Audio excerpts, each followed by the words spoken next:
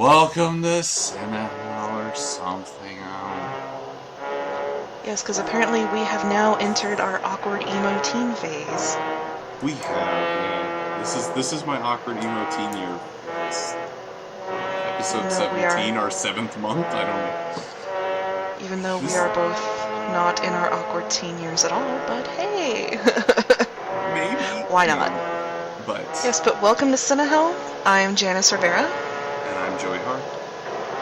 And today we are going to talk about everyone's favorite gigantic monster lizard, Godzilla. Camera?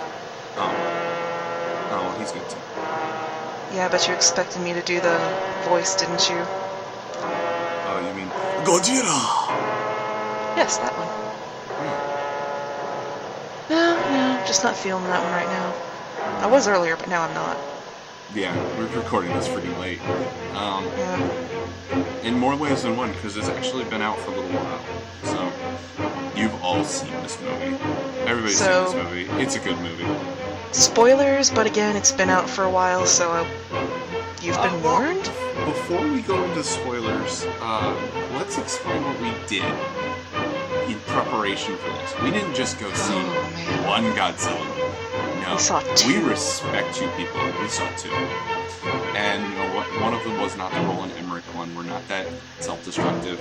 Yes, I'm not a Roland Emmerich fan. I'm sorry. Yeah, I mean, yes, we did watch Colin Baker's run on Doctor Who, but we're not that self-destructive that we'd also watch the Roland Emmerich Godzilla. We watched one of the older, was it 1970s? It was, actually we watched the 1995 Godzilla vs. Destroyer. Why did I think it was... Well, it was still kind of bad claymation anyway, but... It wasn't claymation, those were suits. They just looked like I think the bugs might have been claymation, I can't remember. That was that was really confusing. Yeah, we watched Godzilla vs. Destroyer. And yes, it is not Destroyer, it is Destroya. Yeah, although one of the people in the dub kept pronouncing it Destroyer. Which I don't think it really mattered at that point. Mm-mm. And it was, dub actors not understanding. It was just delightfully cheesy. It was. They're all like that. Bit of background. Janice is not a Godzilla fan. She likes Godzilla a little bit, but... Yeah, I'm not one of those hardcore fans where I've seen, like most of the older movies. And I am. I have seen...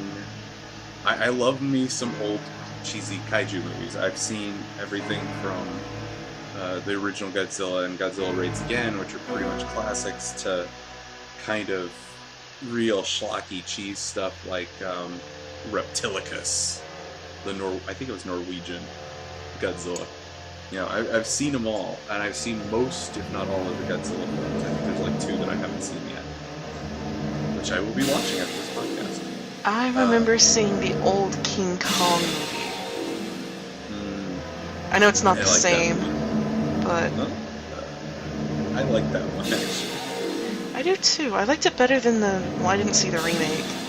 Well, see, now I wish I'd made you watch Godzilla vs. King Kong. I'll watch it eventually. Yeah, you and I are going to watch that together at some point, because it is the absolute... You think these were bad costumes and claymation? Her uniform, which was like oh yeah, skirt and a blouse?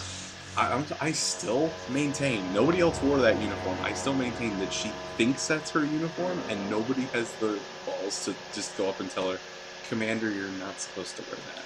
Yep. I'm pretty sure she got her idea of what a uniform is from playing Resident Evil. Yeah, it looks vaguely Resident Evil-ish. She's even got the beret. Anyways, we are talking about a character from Godzilla vs. Destroyer. One of the key elements into the later Godzilla movies is they start introducing psychics and kind of Japanese mythology stuff to there. One of the things that they add is a team called G-Force, a bunch of people whose job it is to... And they have G-everything. Yes, they do. They have the G-Force helicopter. The G-Jet. Yeah, the G-plane. Yeah. I'm kind of surprised it was not a G-speedboat, but I'm sure that one of the movies had one. Would not surprise me. In fact, I'm pretty sure there is in Godzilla 2001, I have that. There's like a G-Force squad of boats that are like the G-boats. And we also have a character who may not be completely familiar with some people, Godzilla Jr. Yeah, the monsters. The key monsters in this were Destroya in multiple forms, small, medium, large, kind of. Didn't they like join together and make like the Predator? Yeah, they kind of joined together. Like all of a sudden, Rita screamed, "Make my monster growl!" Yeah. All of a sudden, off camera, they'd get bigger by merging together, and then they'd have a reaction shot of people in the G-copter. Oh no, they have merged together. Now they are even more powerful than Godzilla Jr. Which even then, the whole thing with Godzilla Jr. and Godzilla towards the end confused me, but... Okay, what they were trying to do is they were trying to simplify. So, they had Godzilla Manila. And Godzilla Jr. and a couple of other Godzillas. So what they've been doing is cycling them out. One Godzilla would die, and the next one would take over. So in this one, they established that Destroya was a creature created. Spoilers. Was a creature created by the first Godzilla's death. When the first Godzilla died back in yeah, and they kept showing clips of it. When the first Godzilla died back in 54, something in his bloodstream escaped while he was being destroyed by the oxygen destroying machine. But the oxygen destroyer just mutated what escaped, and that becomes Destroya. It took like 60 years or 50 years or whatever to become that. So, in the meantime, there have been several more Godzillas, and the most recent one is about to die. Now, usually they've been defeated in combat with other giant monsters, so it's been no big deal, just a big rotting corpse.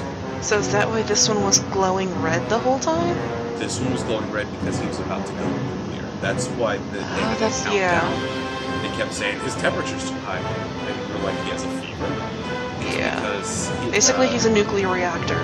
And he was about to go supercritical, and then go boom, and they said if he explodes, he will explode with more force than all of the nuclear arms on the planet. So, they basically blow a chunk out of the planet and he exploded. So they're at the same time trying to kill him and control the blast, and also get him to destroy Destroya because Destroya is too powerful for anything else to fight. So at the very end, long story short, big monsters fight. Humans do very little in any way to contribute to this conflict at all. I gotta admit that one of my favorite things is, I think it's Destroya's, he's going after this one girl and she's in the car. I don't know if Destroya is just that stupid or if this girl is just that stupid, but he like rips this car in half and then like in half again and he still can't get to her. She's like exposed. Right against the edge. She's screaming, she's not trying to hide at all, and he just can't get to her, and then somebody like grabs her and pulls her away and she's okay. Yeah. I was at like, how? Which point the bug creature that Destroyer was at the time just apparently decided, not worth it, and walked off. Exactly, he didn't even try to go after those two. He's like, oh, well, she got away. Well, she is like 5 steps away from me now, so... It's too much work, man. I know. I'm on break. He quits. So, like I said, long story short, big monster fight. Destroya is defeated in a way that makes no sense. I still don't understand exactly how Destroya was defeated. This is a failing of this movie. Some of the movies did better than others. This movie did not make it clear what defeated Destroya. It just seemed like it was kind of like a fighting video game where you eventually get to the point where you've run out of HP and your hit points hit 0 and you get a big KO on the screen and it says Scorpion has won. That's basically what happened. It was just like his hit points reach 0, so he just falls over dead. Apparently Manila was just off to the side and he was just frozen. This one's called Little Godzilla. The current Godzilla is Manila. Okay, so Little Godzilla apparently just got frozen, he ate a chesto berry or something, and he was okay. Yeah. So, which was weird, because I thought he was dead, and 2 psychic girls that are never explained. They're just there, and they don't really ever do anything. They do mention that it's other than psychic. like, oh, Little Godzilla's changing course. I must warn the others. Well, they're supposed to be like guiding him because they're psychic. They're supposed to be like driving his mind. He is their Jaeger, I guess. Well, it seemed Spoilers again. Sorry, guys. It seemed a little opposite to me. Yeah, it was. Yeah, it was not clear at all what they were doing or if they were succeeding. But they kept mentioning that they were part of like the psychic corps. But even then, it's like, how are they the psychics? What makes them the psychic? Answers, I don't have them. I have a few from watching the other movies, but it is not explained in this movie, so I refuse to get it.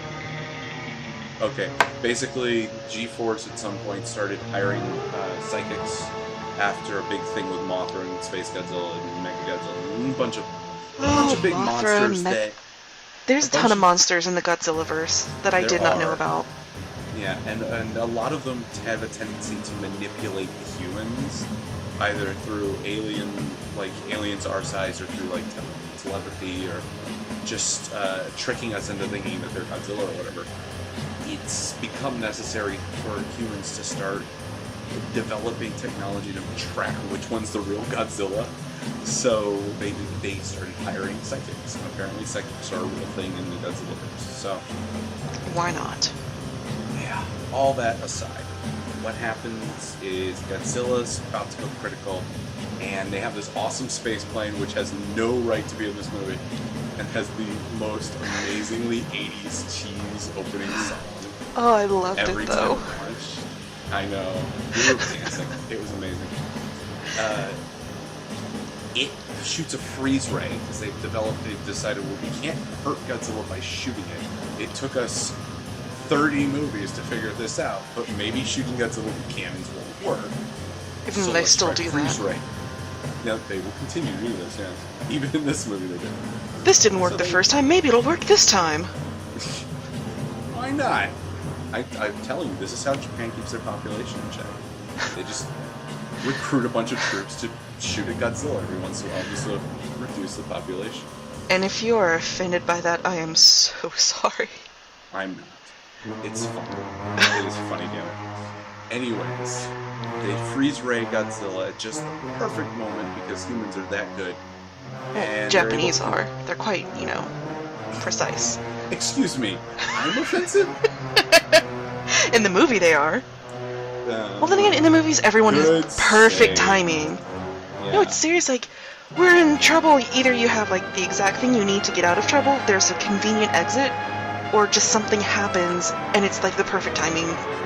Everyone... The opposite of the movie universe, where everything always works out perfectly. And it's called real life. No, the opposite is the infomercial world, where nothing ever works, and you can't roll up a hose without getting absolutely exhausted and confused. Okay, yeah. The infomercial thing? Who the hell taught you how to cut a tomato? That is not slicing a tomato, that is hacking at it with a dull knife. Everyone knows you need a serrated blade. Watch I'm sorry. Infomercialism on that guy with glasses. Yes, Anyway. Mike J's infomercialism. We are not associated with Mike J, but I watch infomercialism regularly, and it is hilarious because most of them don't work. Of course. But anyways, finally getting to the end of this movie. Yes. They freeze Godzilla, and he goes super critical, but the freeze catches it, and he starts to go boom.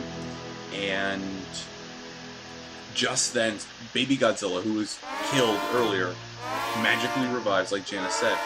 And apparently, like, Godzilla gave him the breath of life or something? Yeah. I'm not sure how to explain it. But it was a nice, intimate the moment. Spirit of the Avatar moved on to a new body. That's it, he reincarnated. This time it's a water tribe. Oh, definitely. Anyways, he becomes the new Godzilla. He gets a little bit bigger. His spines grow out, and off he goes back into the ocean with everybody happy. I'm like, humans, Monster Island got destroyed. All the monsters are about to go rampaging through the world. But we're okay with this. And we're fine with this because baby Godzilla is okay. And now he doesn't like humans anymore. Yes. Which, it did take me a while to finally grasp the concept. Like, for the longest time I thought, oh, Godzilla's evil. He's one of the necessary evils of the world. No, he's not. He's not really an anti-hero, he's kind of the chaotic neutral. That's exactly what I was talking about with my girlfriend. We both played D&D, so she was like, I don't understand Godzilla, and I'm like, yeah, he's chaotic neutral. But he's, I don't know, I'd almost describe him as lawful, but it's nature's law. Oh yeah, yeah, I can see him as the lawful neutral. His job is to keep nature in balance. Yes, he maintains balance, which is a great transition to the new movie, which I enjoyed. Not like... Yeah, it was a good movie. I had a lot of fun, despite it not being a Toho production. It wasn't the best movie I've seen this year, but it was definitely... I'm definitely glad I saw it. Now, before we go any further, one last one, because what we were just spoiling was a movie from 1995. I do not feel bad about spoiling that movie. It's been out for a while. You had your chance to see it. It's Godzilla vs. Destroy. Do you really care if it got spoiled? But this now is you're really going to go out and major- see it? No, you're not. No. Well, you might. It's an awesome movie. Oh, yeah, sure. With some rockin' tunes. Oh, those are some awesome tunes. Especially that Godzilla march. Which is, now Janice can't hear it because I haven't added it in post yet, but you are listening to that right now in the background. The Godzilla march, I forget what the actual name of it is the theme song of Godzilla throughout the entire Toho run, and is unfortunately not in the American. That is all I'm saying before the spoiler warning. You have your warning. Go, run, see the new Godzilla. And if you haven't, why haven't you? It's pretty freaking amazing. It really is. So there you go. You had your spoiler warning. Now we spoil. Yep. Monsters. And oh, I was so happy. I don't know how many Pokemon jokes I made throughout the entire film, or how many times the word booty call was brought up as I saw it. Yeah. You want to explain that one to the audience? Okay, in this one we have new monsters called Mutos, which are... I don't remember what it stands for. Massive... Unidentified terrestrial... organisms. Yeah, let's go with that. That is, yeah, And it's basically these giant... thingies. Like, there's a male and a female. They destroy... Thingies. One of them can fly and is small, and that's the male. And then one of them can't fly and it's huge, and that's the female. And they finally, about halfway through the movie, realize, oh, the whole point is, they want to mate. They want to repopulate. Mutos are very, like, modern design monsters. Yes, they are. They're all dark colors and glaring orangey reds with sharp angles. If you know much about computers, they're like Alienware computers come to life. Basically. Yeah. But yeah, it's this whole... It takes a while to get to this point, really. It takes a while to get to Godzilla. They do have a good build-up, I think, for the humans. That's something that the Toho movies did a good job in a lot of cases. We're not looking at things like Megalon, which was terrible development of the human characters, but a lot of the movies did really develop their human leads, so that it didn't feel like you were just watching kaiju hit each other. And that's one thing, like you're saying, the human development, it does start off with the flashback, which then goes into the present day, which helps to explain how this current character is functioning, which I liked, I enjoyed. Yeah, and it explains why he has an interest in this particular, area of study, and why he leaves... Was he a Marine? Army? Air Force? The kid? Yeah, the kid. Ford. Naval officer, naval lieutenant. Naval lieutenant has explosive just... ordnance disposal. Yeah, so he's just gotten, home for his deployment, or from deployment, only to go right off again to go get his dad, because his dad's an idiot and is in jail in Japan. Yes. He grew up in Japan with his father. It's not explained exactly why they were there, or why his mother was French, but... I just assumed they were there to study the radiation and stuff. Yeah, it's a very interesting family tree, which is not explored. But, No. Yeah, they were there working at a nuclear plant in Japan. Maybe there's technical advisors, I don't know. But whatever the reason, they were there when a horrible accident happened, which kills his mother. And they don't explain it. There's just a cloud, and she dies. I think it's supposed to be radiation because they keep saying the radiation's It's coming. no, it's obvious. Coming. It's obviously radiation, but they don't like flat out say it's radiation, and this is exactly what's causing it, and this is why it's happening. It's just there's a cloud, and she's in a tunnel. Seal the doors, and she's dead. Yeah, they just keep yelling, it's coming, run, run, run. And when I first saw it, I thought it was Godzilla in some form, but no, it's just a cloud of radiation. So they did a good job though of making you think at first that it's Godzilla, because especially if you're a fan of the old ones, every once in a while Godzilla would just show up to raid a nuclear plant. And yeah, they had various reasons, but he just showed up and wreaked havoc on nuclear plants. So you're like, okay, classic Godzilla thing, attack a nuke. And then we have the time jump to present day where Ford has grown. He goes, like I said, he goes back to Japan because his father's an idiot and is in jail. And this is when they go back to the radioactive. Well, they assume it's radioactive because it's been quarantined, but I don't think it really is. They never really say if it is or not. It's like a whole city that's just been leveled. Not leveled. Burned. Yeah. Well, sections of it.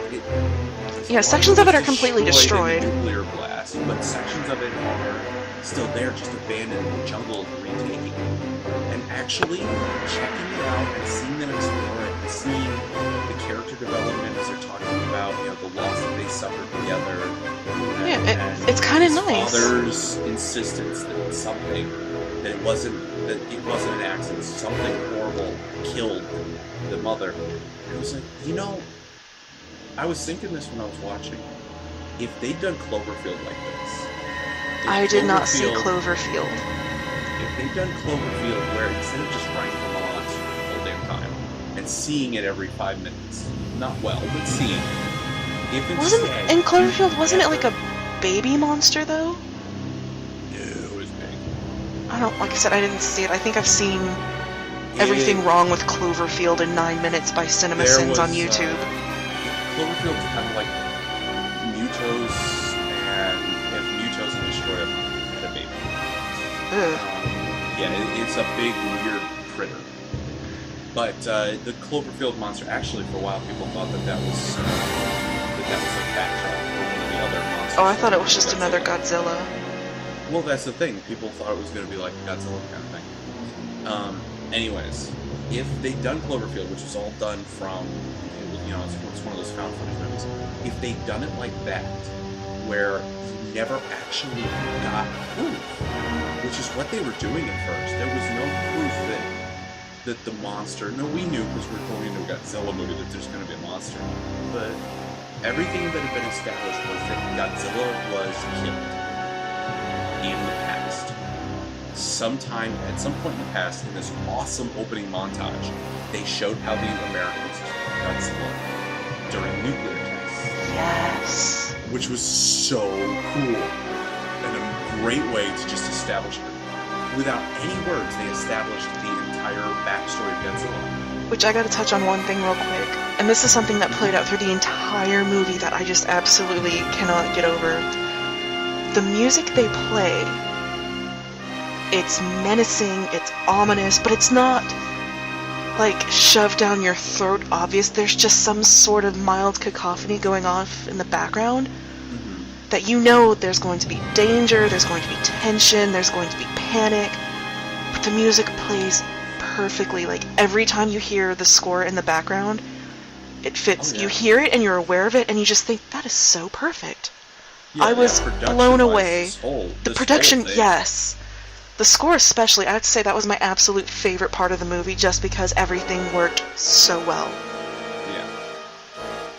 I would say lighting is what I like the best. Like they have really good use of lighting, but we'll get to that. Yes. So anyways, I would have been content with this movie if they'd established that Godzilla, which was entirely seen as like you'd see his back ridges or you'd see like a hint of something. He's like the Loch Ness Monster. Without actually seeing the entirety of Godzilla throughout the entire opening sequence. They just show him as this massive menace that they eventually destroy. And then you have an opening where they see a carcass of a Godzilla-like creature, and that's all you got. If they left it at that, and that had been all the kaiju that you get for the entire movie, I would have been happy. It would have been a great movie about this guy and his father dealing with a loss and, blaming it on something that's established in their world, but may or may not actually be the cause. Like, it was so good, I could have watched it as its own movie without needing any kaiju in it. That was a pretty powerful opening. And then shit hits the fan so freaking fast. You are swept up pretty quickly into the danger and the tension and the paranoia, basically. They see something mysterious happening, which again, would have been so cool if it had just been a movie like that. And don't get me wrong, this is so cool anyways, but I would have loved if it had just been a mystery that they never solved. But they get brought to this place where they're rebuilding at the nuclear plant, or they've got something going on at the nuclear plant. And when they're in there being interrogated with no warning otherwise, like I said, shit just hits the fan. Everything goes bad. Yeah, it looks like they've been incubating an egg for many, many years, and it's finally had enough, radiation, and it's ready to blow. And what I like is they don't realize it's an egg. It's so alien to them that they think it is the creature. Yes. They don't realize that this creature is going to come out of it. So they've been incubating it, they've been feeding it, and they end up creating a muto by accident. And it gets out, it wreaks havoc, and Daddy dies. Which is sad because I liked him. I kind of wanted more of him. I did too. I was really shocked, and I think most people were shocked because they worked so hard to make him the focal point of the trailers. Yeah, and you really think he is... like he was going to be the hero. So it is kind of a shock when, oh, he's dead? Didn't see that one coming. And then it's soft voice soldier guy who becomes the hero. And he owns the part. He really does. He goes from being the foil for the dad to being like the master of the show when he becomes a major hero. He does lots of cool heroic stuff. He kicks ass. For the Lord. For the Godzilla. For the Godzilla. Yes. Which he actually does at one point, but we'll get to that. Yes. And this is where I was saying lighting works really well. The lighting throughout the original appearance of the Muto is really ominous. Like, you've got this very industrial complex, and that could just be, just big bright white lights. It's so easy to film a big industrial complex because all you need is big fluorescent lighting everywhere. Perfect filming environment, all white light, no effort. But instead they have... One of the few things that I actually said during the movie was I leaned over to Tanya, and as the Muto's escaping and they're running and they're got a bunch of guys grabbing up guns. And all I could think of was I leaned over and I go, shoot her, shoot her. It's like the opening of Jurassic Park. My friends and I made the same joke of, well, it didn't work in Jurassic Park. What makes you think it's gonna work here? It really feels, because they've got that same amazing atmosphere of, that ominous middle of the night atmosphere. Where in Jurassic Park, by the way, it makes no sense why they're doing that in the middle of the night. They're stupid. It's the middle of the night. We're at a disadvantage. Let's move major predators. Velociraptors! But and another wonderful thing about the lighting is you don't get, the best view of the Muto. It's there and it's big and menacing, right. But you don't get a good sense of what it looks like. And that continues as they chase it. We'll skip ahead. They're chasing the Muto, and it's moving from Pacific Island to Pacific Island, away from Japan and towards the United States. And as it's moving, they're following it, they're trying to track it. At one point, was it an Akira class nuclear sub? I forget what class it was. I don't remember. Good technical work by the whoever their military advisor was. Good technical work, because it all felt very real. They acted like soldiers, and they always talked like soldiers. They always referred to stuff the way a soldier would. They had classifications for stuff. Yeah, it's like they could have been real soldiers, and I wouldn't have known any better. Yeah, as opposed to some movies where everybody's like, trash-talking Michelle Rodriguez characters, which is not very military. Yeah, they really. try to sound right, but then they don't, and it's just kind of sad. This one really did feel like a lot of the tertiary characters were in the movie as opposed to just, extras who were hamming it up on set. Even, what's his name? Ken Watanabe. I've seen previous work of his. I think he's a wonderful actor. Even he kind of fit the dumbfounded scientist who, oh my god, everything I've thought was real is actually real. Even though I kind of got sick of him just staring off into space, looking amazed. His Hiroshima hangout was a bit problematic for me, but... Yeah, but even then, I kind of got to a point where I believed he could have been an actual scientist. Yeah, in that's true. absolute disbelief, like oh my god. I felt like he was a scientist. The only person I did not feel fit in was the boy, the soldier boy. He did not seem like it didn't make sense for them to bring him along. They brought him along on a whim, it sounded like. Ford? Yeah. I got sick of Ford after a while, but... But anyways, we're not there yet. No. As they're going, they're finding the Muto, and every time they find the Muto, you get a little bit of more of a view, you get a better idea of what it looks like. Its abilities become more clear, but every single time, it's also this awe-inspiring shot with great lighting. It's usually at night. The one around the submarine, which I felt was stupid to put soldiers on the ground when they were looking for a submarine that had been carried from the ocean onto land, because that submarine is huge. That is a nuclear submarine. They're big. They're really friggin' big. And there's a helicopter hovering right over it, and they need to do to the ground to find it. That's stupid. But I get the point, because it gave a great way to see the Muto from a human perspective, looking up at this massive creature.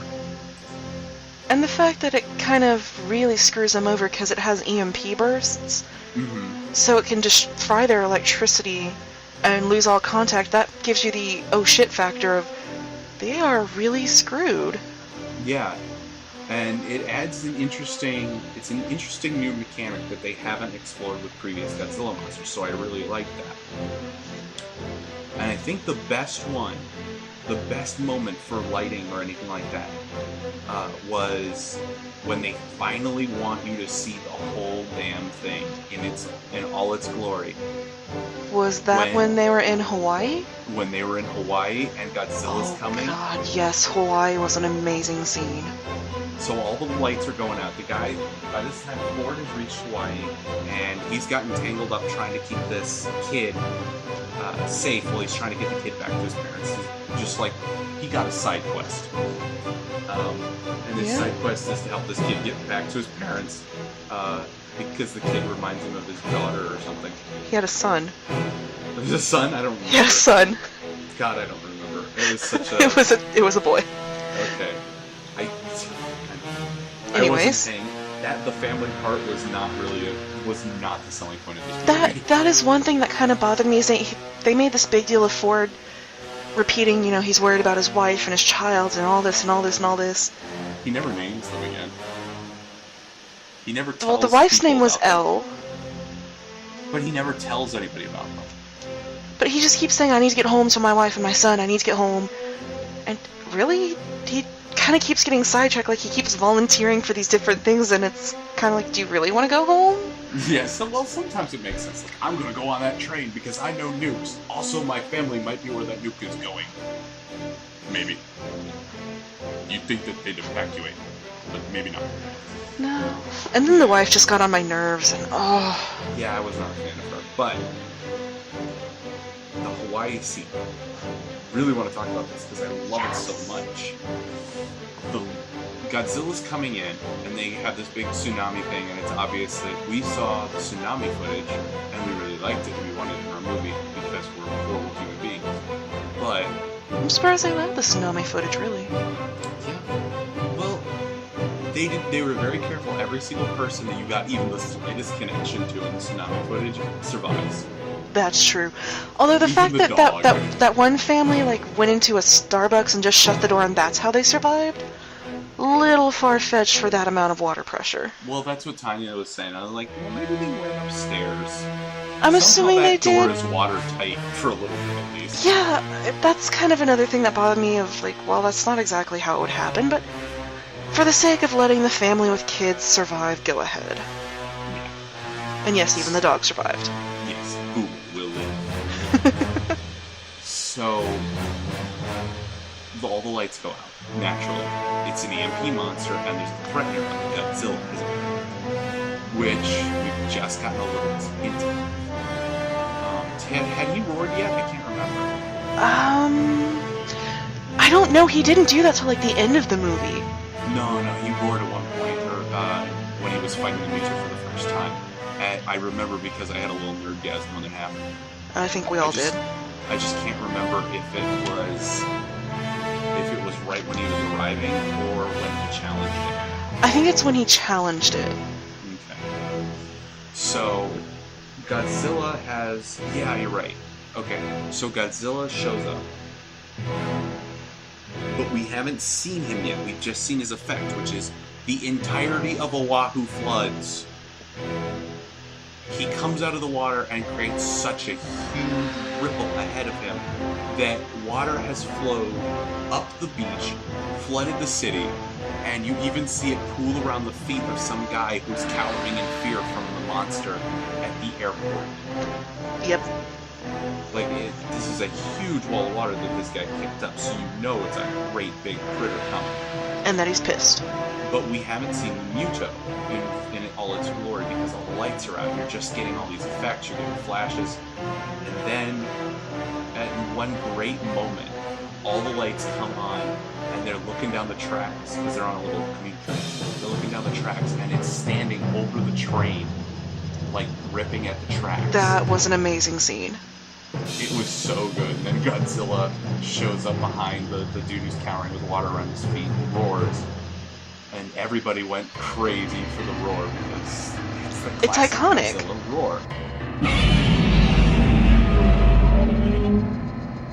Yeah, it's the iconic one, the one that the American movie decided not to use before. I don't know why.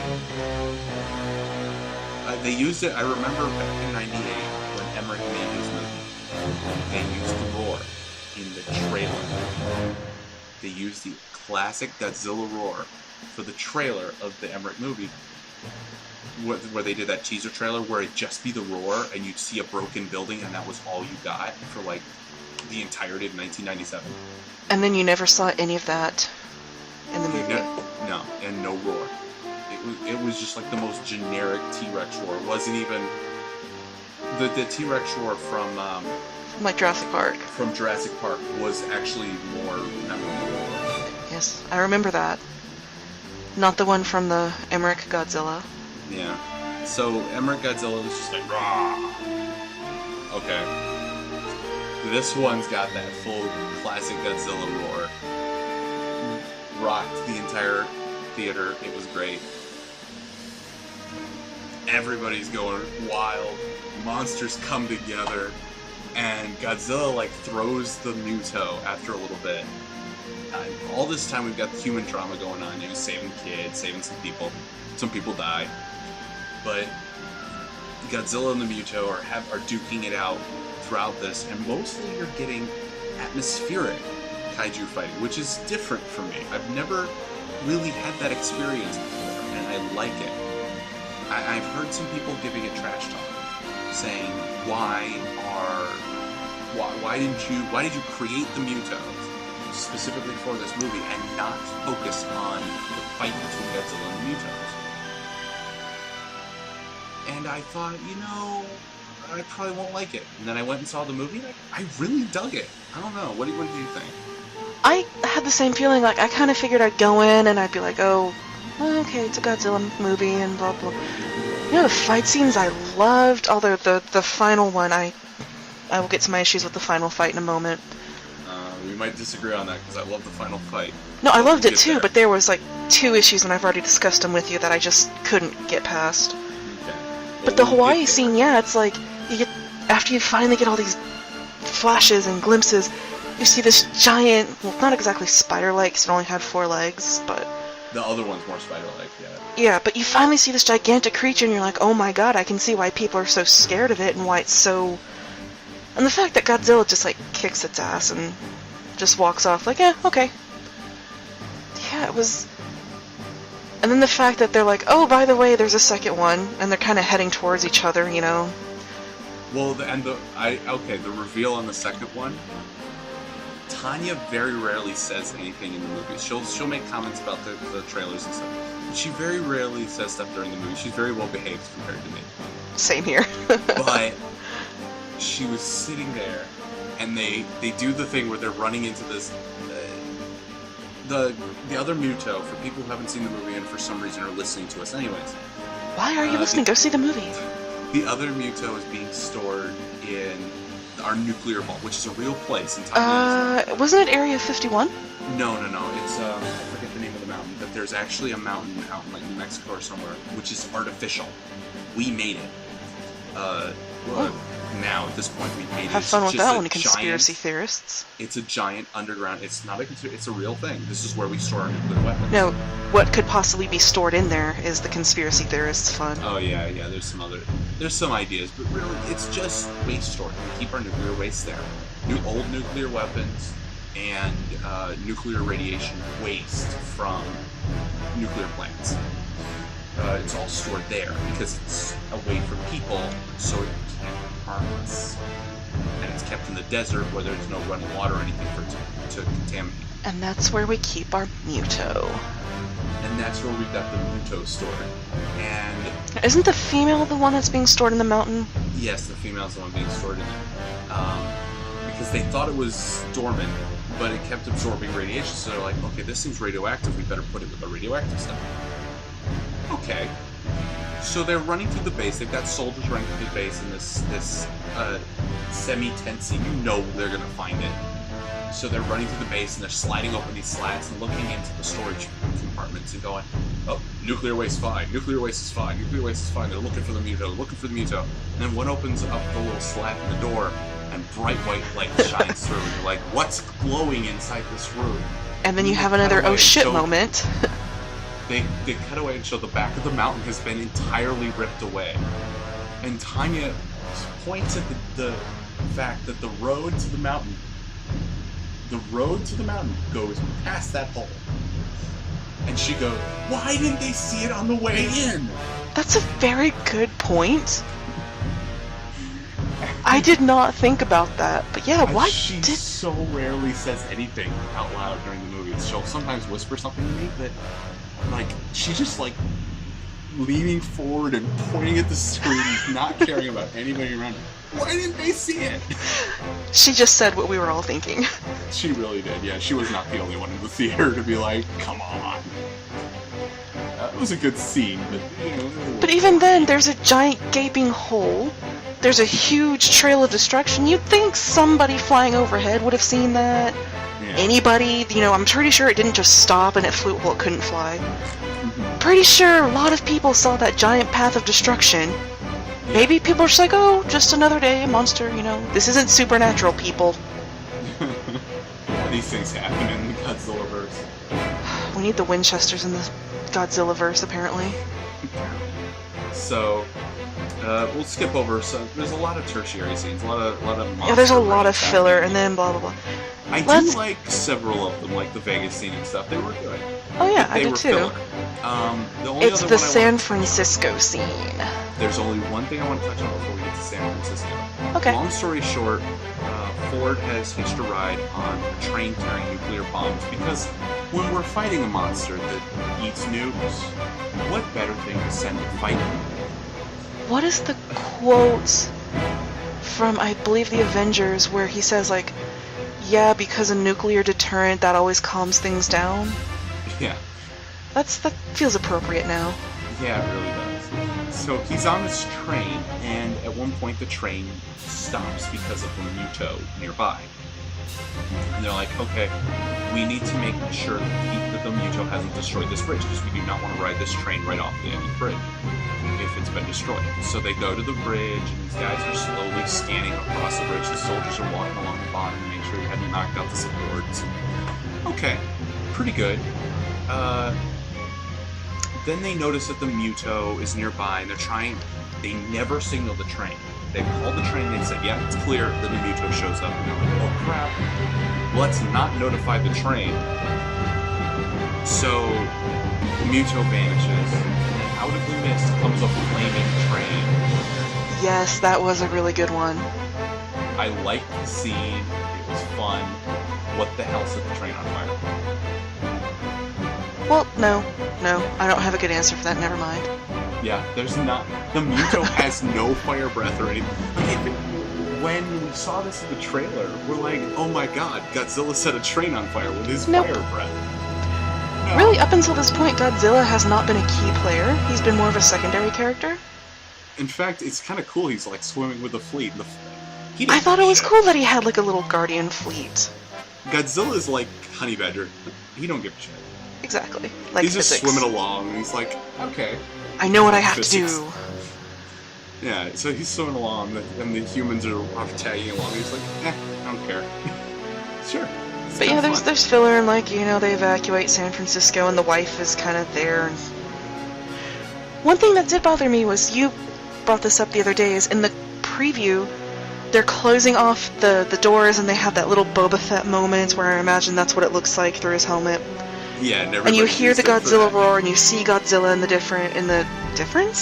distance, and then the door's shut. Well, in the movie, that didn't happen, which was a slight letdown. But I kind of like what they did instead, which was when the doors closed, Godzilla, instead of roaring, he's fighting. Yes. But because it's all CGI, they just cut out the Muto for that scene and added a roar for the trailer. So it was a good little bait and switch. And then they have to move this nuke again, which this nuke got all over the city. It's in the Bay Area, it's in the whole goddamn place. It dropped from the train bridge, it washed down a river. It was in the middle of the city, it was in the bay. And, okay, one other thing that bothered me, because I totally forgot about this until just now. While they're on the train, that's when they decide to change the firing mechanism for a thermonuclear device. Yes, perfect timing. This is the greatest time to remove the firing mechanism. You know, the device which detonates a nuke on this rickety train, not even inside of a compartment, outside, open to the weather. Well, to be fair, the entire, none of the bomb was covered. The entire thing was just open air. Yeah, but you would think they would put that in. Decide that's cool. Yeah, you would think they would cover that so, nothing could hurt it, but nope, let's just make it easier for the Muto to find us. Every other movie where they transport nukes, at least they put a tarp over it. Exactly, give it at least a tarp. Not these nukes. No. These nukes are tarp resistant, I guess. So, yeah, they established that this nuke has a timer that cannot be stopped. But of course, Ford is the only one that's worked with this specific type of nuke before, so... And he's also the one who installed the timer on this particular nuke. Yes, this is all very convenient. On a train of 10. Yes, so it's kind of like, oh... But then they're in San Francisco and they realize apparently the Mutos have made it. They've laid their little baby nest of bubbles with things swinging them. And they're moving the nuke out of the little pit back to the bay. There's, I think was it a gas tank? Like an 18-wheeler of gasoline? Yeah, it was an 18-wheeler. How come no one thought to burn down the babies before? There was like a dozen people down there and no one thought, we should light those bitches on fire. Well, see, you saw those Muto bubbles as pretty big. And to my perspective, I thought they were actually pretty small. I thought those were like little, maybe about the size of a human head. But it's not the fact that they were big, it was the fact that there was so many of them. Right, but what I was thinking was like, no one, not a single one of these soldiers who, for whatever reason, decided there's giant kaiju attacking, let's bring M16s. That will really help us. I don't know what in God's name gave them the idea that bringing M16s on this mission would serve any purpose at all. But I guess they're military, they have to bring it. But, thankfully Ford has the intelligence of gas truck. Lighter. Fire. Yes, I guess. Kill it with fire! Why didn't any of them be like, hey, while we're here, Let's kill him. save San Francisco by opening fire with every clip we've got. It won't take that long to empty the clips on these guns, and we'll take out a bunch of mutos in the process. And that was one of the things that I couldn't get past for the San Francisco part, was how come nobody thought of this? I get it, you're focused on the nuke, there's, you know, a monster fight going on behind you, but you couldn't have taken that 2 extra seconds to set everything on fire? I don't know if they would have thought of fire, but yeah, I felt like, you know, somebody could have thrown a grenade or something. But I did like that as soon as the egg sac caught on fire, both of the mutos were distracted and came straight to it. Yeah, that was interesting. It's like, oh, you had a tiny little bit of sympathy for the things destroying San Francisco. And that's when, so the humans go to do the inevitable, save the world from the bomb. Because they set a bomb that they then realize, oh right, no electricity, no starter for the vehicles. We're screwed! We're so screwed! Yeah! But of course, Ford just happens to be the one man who can save all of us. Yes, as always. But, so we'll just leave off on Ford's story because we know exactly what happens. He saves the world and he lives. And, you know, he's reunited with his wife and child, and sequel fodder. Yeah. But, the monster fight, let's end on that because that was glorious. It was awesome. Although, they're fighting and it's pretty cool, and, you know, you get to see them both die in pretty awesome ways as well. At one point, Godzilla, like, pries open one of the Muto's mouths, I love that moment. and just breathes the blue fire into it and effectively killing it. I think he, like, rips its head off just to be, you know, safe. Melts its head off. Yes! But the thing I can't get past is, where was that at the beginning of the fight? Did he just, like, all of a sudden remember, oh, hey, I have fire breath? Well, you know, there was that moment where Godzilla's down on one arm and he's looking at the human. And they have that moment where they connect. And they have that moment. And that was kind of a callback to 85, Godzilla 85, which is the American cut. I forget what the name of it is. I did like that moment. Because it was like they had that silent understanding of we both need to, you know, finish this off. Yeah. And that's kind of where you get that neutral, that lawful neutral thing. From Godzilla, like, he's not interfering with the human. He's not just a force of destruction. He has purpose. I have to admit, okay, speaking of the San Francisco fighting, this is where I made most of my Pokemon jokes. Because at one point, like, he whips around and he slaps one of the Mutos with his tails, and I lean over to my friend and I go, Godzilla used Tail Whip. It's super effective.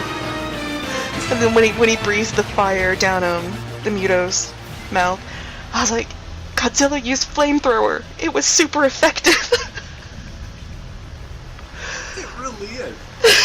Yeah, and where was the blue flame at the beginning? I don't know, because the blue flame is his iconic thing. Godzilla's also always breathes fire. I hate to compare this to Transformers, but Transformers, how do they keep forgetting all this stuff is there? Like, they just happen to forget about Sentinel Prime? On the moon. In, you know, Transformers Dark of the Moon. Now we have the reboot. They just happen to forget we have Dinobots. Where was all of this before? You could have at least mentioned it in passing. Yeah, we're gonna go on a diatribe when that movie comes out, I'm sure. But, I plan on seeing it purely because, damn it, Optimus Prime on a T-Rex. Bender was right. Yes. Robot Jesus riding a robot dinosaur. There you go. I forget if that was Bender who had that picture. Oh, it was Farnsworth who had that picture. Yeah, it was Farnsworth. Of Bender riding the robot dinosaur. It's like, it's Robot Jesus riding a robot dinosaur. Ah, yes. But anyways. Moving on. Godzilla. The kaiju of this movie. The end of the fight was like, Godzilla's down on one knee and he's been duking it out with the Mutos, but it's like he's been playing fair. I don't know. It's like he's just like, I am a predator. I will hunt you. And everybody's like, he's a predator. He will hunt them. And then the Muto babies get destroyed, and Godzilla makes eye contact with the human. I don't know what exactly passes, but then suddenly Godzilla's like, okay, screw this. Shit got real. Exactly. Grabs one Muto and just body slams the sucker so that it's impaled on rubble. Yes. Dead. No. Like, it's That was nothing. that was the male. I believe that was the female died first. No, that was the male. Because it was the winged one. Yeah. Because there was like the wings. It was pinned by its wings. Like he impaled That's the right. wings and then beat it to death. And then he just like, melted her head off. Like freaking Ollie just like stands up like yeah. And he kind of like holds the head up like, behold, bitches. Yeah, he grabs the female, rips it. Like the female's been fighting like this the entire time, and Godzilla's been barely holding his own. And Well, now he didn't want to hit a girl. His mom taught him better. I guess, but now we see he's been pulling punches this entire time. Because he immediately just like, no, screw this. Grabs the Muto, rips the jaw. Light goes up the back, and again, the entire audience, all the nerds in the audience, every Godzilla fan out yes, yes, yes. I don't know, I was. Fire down his throat, melts the head off, and holds it up like a trophy. Hey, if I had done that, I would too. Standing ovation. In the theater, standing ovation. And this was not a midnight release thing either. It was people who'd probably seen the movie before. I know I went on a Monday night, and there was not that many people. Like, more than usual for Monday night, but... Well, for us, it was really low number of people, too. But I can't understand why, because it's so good.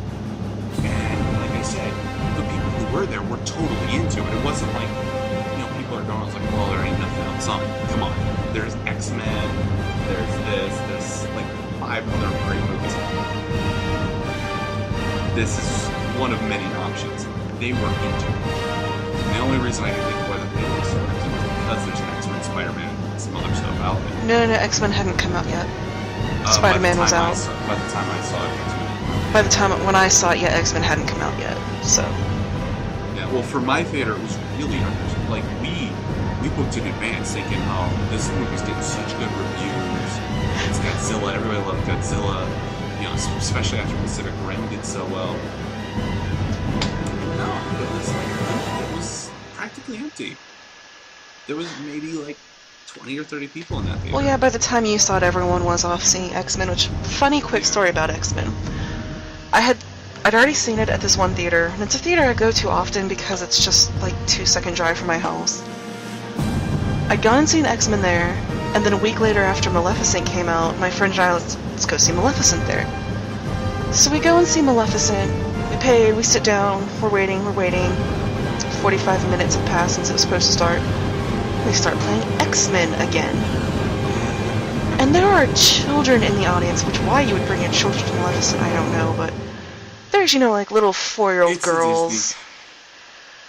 And I kid you not, like 3 of us, myself included, and like 2 dads were like, we don't think the kids are like, yeah, we're sorry.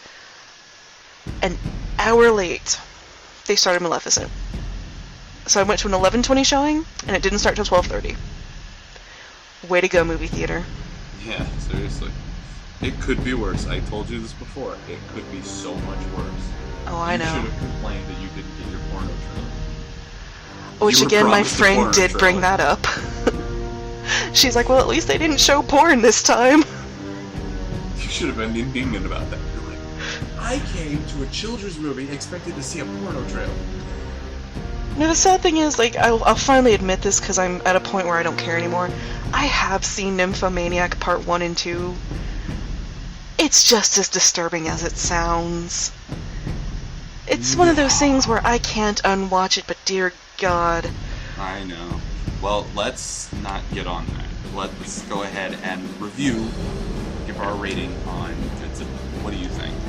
Out of 5 stars. Out of 5, I would say probably 4. Just because there were some moments where basically anytime they went over to the wife and the son, it just didn't seem relevant. Like, they were so insignificant, so unimportant that it kind of pulled the story down for me. Really, I feel like all the wife was there for was to give us a source of free exposition on where the monsters were going next. Yeah. when the I mean, had they left her could- out completely, I would have been perfectly fine, and I would have Yeah. given it a 5. They could just as easily have wrangled in the Admiral guy and had him getting us to this update and gotten the same information. She was really just there to give us the exposition while also giving Ford a reason to keep wanting to go to San Francisco. Yep.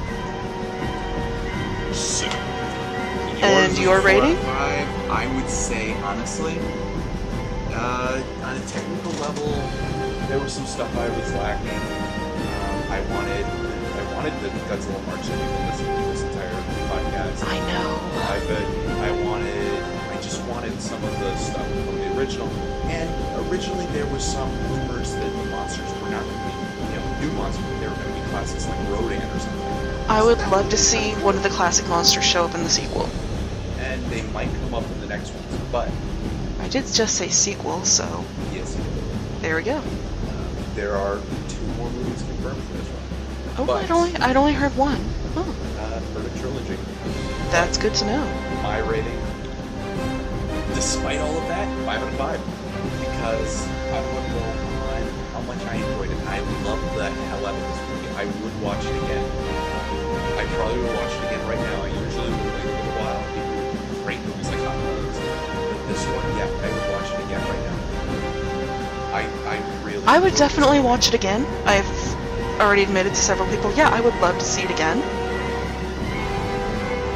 Not like immediately, there's other movies that I'm dying to see, but Well, when it hits the dollar theater, yeah, I would love to go see it. yeah, I've got so many other movies on the burner that I've got to watch. Oh god, I've already seen, X-Men, Maleficent. I saw A Million Ways to Die in the West, which was... Well, we will be talking about X-Men sometime soon, but I would probably take a little bit to see that, so I'm sorry to our audience. That's fine, because we actually have to go on a brief hiatus. You too. Well, I'm actually going to be moving in 2 days, and I don't know how long it's going to take for my internet to be up, so... Well, we get these suckers out about once every 3 to 5 weeks, so I'm not We're too so concerned. consistent. Yes. Well, other than, we did pretty good with those Dr. Who's once a week until Oh, yeah. the 50th, so I'm proud of that. And I do have something special planned for Doctor Who coming up. But The new Who starts in August! Yes, it does. Like I said, I have some plans. You and I have already been watching some classic Doctor. The sad thing is, though, I'm moving to my apartment. I don't need cable, but I'm getting cable just so I can have the BBC, just so I can watch Doctor Who as soon as it comes on. Oh, yeah. The only reason I'm getting cable. We will be talking some Doctor Who when that comes out. Because fangasms abound, Peter Capaldi, we have to know things. Yes. So, I do want to be talking about some animated movies. I do want to talk about X-Men at some point too. But animated movies, I've been watching a ton of the ones that I've missed, like movie and stuff. We'll talk about those at some point. Yeah, July may actually be like Animation Domination Month or something. We don't know yet. Yeah, we'll figure something out. You should watch some really random, obscure Disney movie for the hell of it. I've watched all of them. Have you seen, what is it, The Black Cauldron? Yes. I saw that one a couple months ago, and what the actual hell? I need to rewatch that. Anyways, we are running right near the end of the recording that I've got going. So that we don't lose our music. Bye, guys. We'll see you later. Go see Godzilla!